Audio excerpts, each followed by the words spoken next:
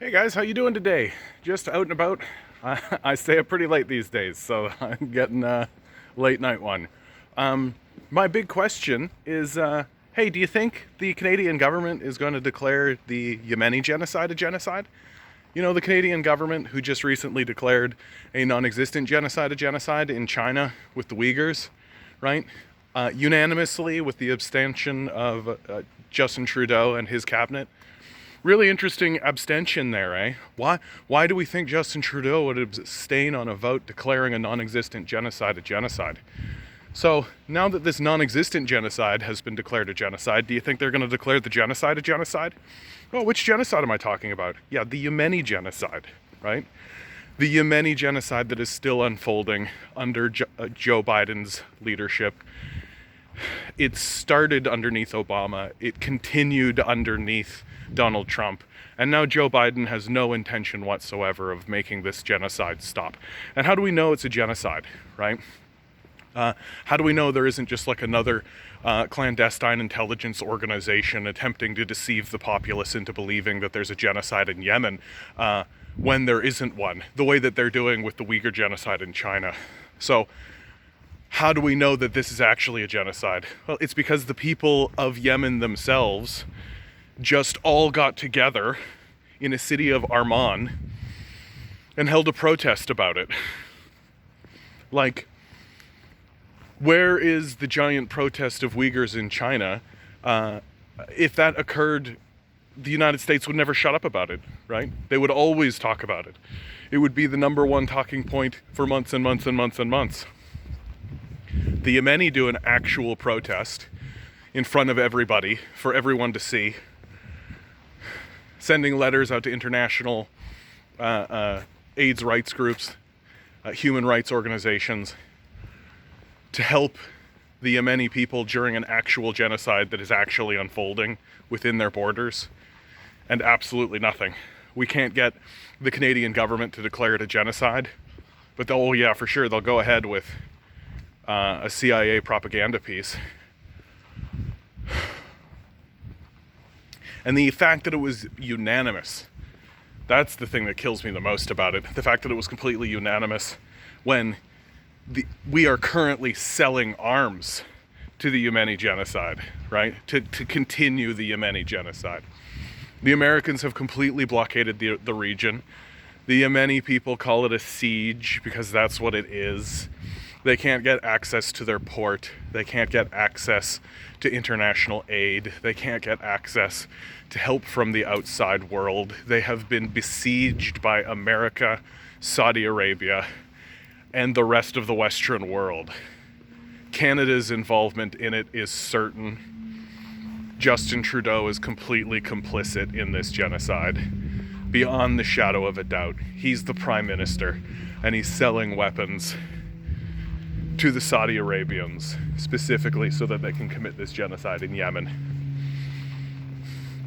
And we don't talk about it. It doesn't exist, right? Oh, we can really buy into the Uyghur genocide line. This is a classic imperialist strategy. Accuse others of what you yourself are guilty of. Accuse others of what you yourself are guilty of. That's some classic fascist material. That's some classic hard right conservative material. That's some Machiavellian stuff, right? You go back and read The Prince. Machiavelli talks about this. Accuse others of what you are guilty of. Just deflect it. And we've completely deflected it. Right? No one is upset at all that there's the Yemeni genocide. In fact, I think we're mainly all just exhausted about it. Right? The war on Iraq, which folded into the war on Syria and Libya, and everybody's just sort of shrugging their shoulders and just being like, yeah, I guess that whole thing is absolutely ridiculous. What are we even going to do about it? Well, what are we going to do about it? Right? Especially in the States, but in Canada as well. Joining an official political party is a good way to get your vote funneled into absolute meaninglessness. The thing for us to do right now is to join third-party organizations, third-party groups who aren't completely taken over by capitalism, right? Or who explicitly state that they are anti-capitalist. This is why I think that everybody should get on board with Socialist Action. I think that Socialist Action as a political organization is at least attempting to address these issues that we're talking about, is at least attempting to acknowledge that everything we're experiencing right now is total nonsense. And if you get into a voting bloc, that's what's key about the whole thing. You get into a voting bloc, you can sway the opinions, or not the opinions, but the positions of the political class internally, and then if you get enough clout or enough power in your third-party organization, you can take the political party over. Like, Jagmeet Singh really showed everyone how weak the NDP are, right? He just went in there and took that party over. Nobody had even heard of him before this happened. And if we get enough clout and enough power behind a political organization, we can do the same. Because we are experiencing like mass delusion. We are experiencing like enormous, high level, in our face, obvious, overt delusion. We are still attempting to convince ourselves, as well as the rest of the world, that we are somehow the heroes, or we're somehow good in this narrative, when it's very, very obvious that we are Darth Vader, we are the evil empire on the world stage, we are the ones who have the Death Star.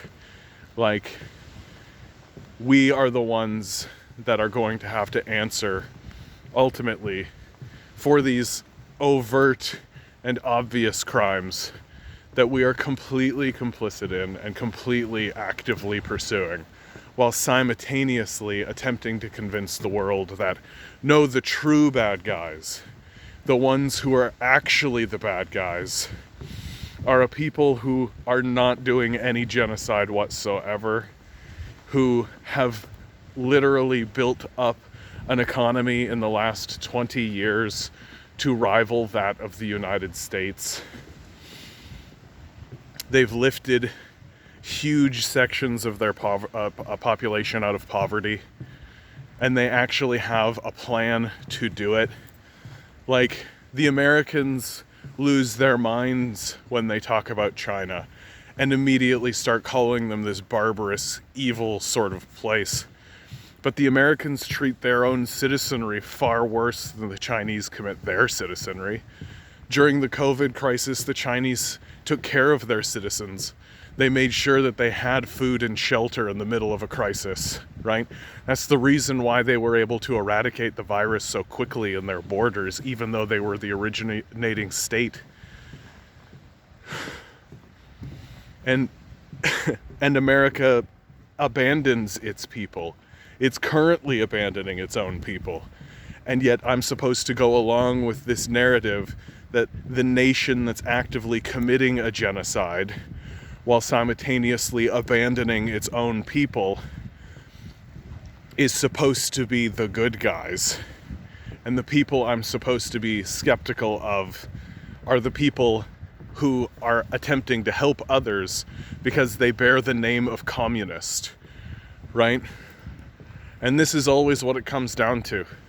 It always comes down to this demonization of communism, this demonization of this idea that just because you bear the name of communism, you are an evil person. We're so convinced that communism has committed mass atrocities. We have it ingrained in our head from birth that communists are not to be trusted. And yet when you actually look at the record, even if you take the record. Sorry guys, there's a fox. Sorry, there's a fox.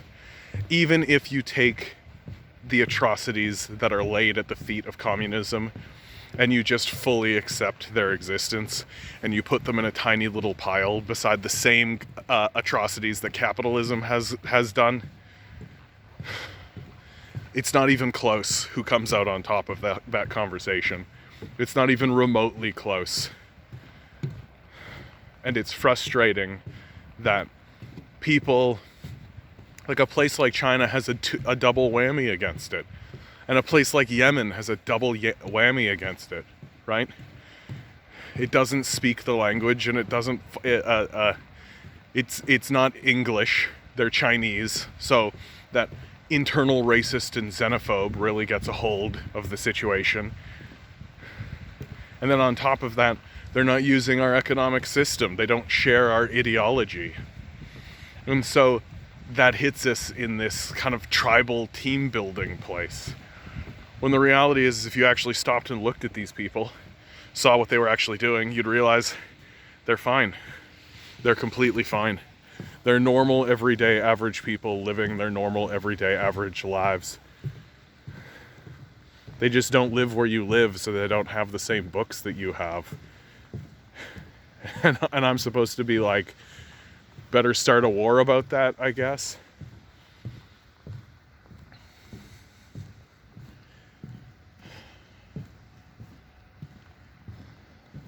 It's frustrating being in Canada like this. It's frustrating being in a world like this. It's going to be incredibly frustrating when this all opens up and I start to actually talk to people on the street and they start to just completely ignore the fact that this Yemeni genocide is existing while simultaneously condemning China for their non-existent one. All we can do is put pressure on our political bodies. All we can do is continue piling on pressure, organizing, finding other people who think the ways that we think.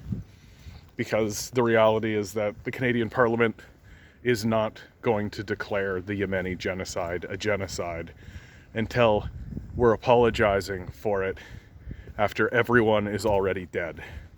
That's the way Canada rolls. That's the way the West rolls. Once the genocide is over and about 40, 50 years go by and everybody involved in the incident is basically dead, then we'll admit that it was wrong to have done. That's what we did with the nuclear bombing of Hiroshima and Nagasaki, right? That's what we did there. I don't see why this is going to be any different. And then eventually, one day, America will simply lose the resources or lose the capacity or lose the desire to continue the Yemeni genocide, and so they'll withdraw and let the Yemeni people rebuild their society after the Americans have burned it to the ground by sieging it, by cutting it off from the world, by stealing its resources. You know, the typical American stuff. Okay, guys, this is the end of me. If you like this content, oh my god. If you like this content, please like it. There it is, I found it. Like it, share it around, subscribe, right? If you're here, you've got to subscribe. I think that's interstellar law. And hey, if you've got $1 jangling around in your pocket, you want to support leftist material, you want to support people like me, please just throw $1 in my Patreon. Okay, guys, don't let these guys gaslight you, right? They are forming gigantic, enormous, large-scale propaganda level lies to try to convince you that the world is operating in one way when it is operating in a completely different way. They will definitely gaslight you about your own importance, and I think that you are very important. I think that you're doing a wonderful job. I think that you're helping out. I think that you're taking care of yourself. Go have a drink. I'm about to go have a drink. Go have a smoke. Go high five a giraffe. Why don't you? Good luck, guys. We're gonna need it.